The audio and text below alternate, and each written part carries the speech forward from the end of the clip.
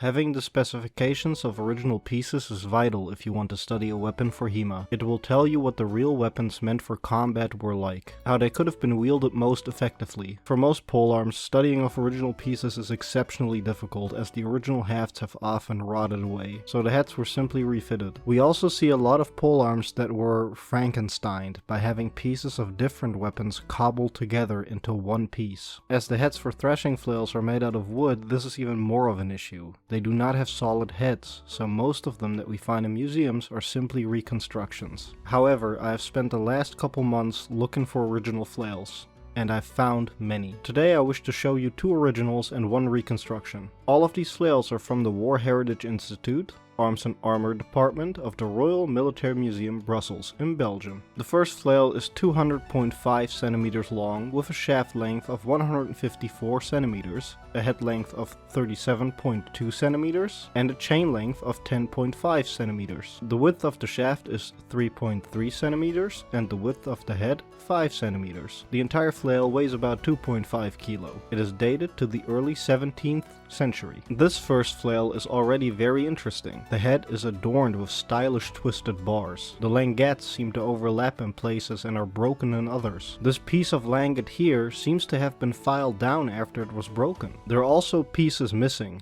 A sign of use? What is most interesting about this flail is this piece here. A small hook and a fitting loop on the head. If brought together, it would fasten the head to the staff. Where else do we see something similar happen? In play 1 of Paulus Hector Mair's thrashing flail. I've long theorized that Mair gets into this position in the first play because that is just how you transport flails. This hook and loop could provide some evidence for this theory. The hook and loop, as well as the twisted bars, also show us that this is not just a makeshift cobbled together weapon. It is not like the myths that tell us that the flail was exclusively an improvised weapon used by peasants. Somebody decided on a smart and stylish design here. The second flail is one that I have no doubt in saw use in battle at one point. But let us get over the specifications first. This flail has a total length of 258 centimeters, with a shaft length of 186.4 centimeters, a head length of 62.1 centimeters, and a chain length of 9 centimeters. The shaft width is 3.4 centimeters, and the head is 4.4 centimeters thick. The entire flail weighs 2.6 kilograms. This flail is dated to the late 16th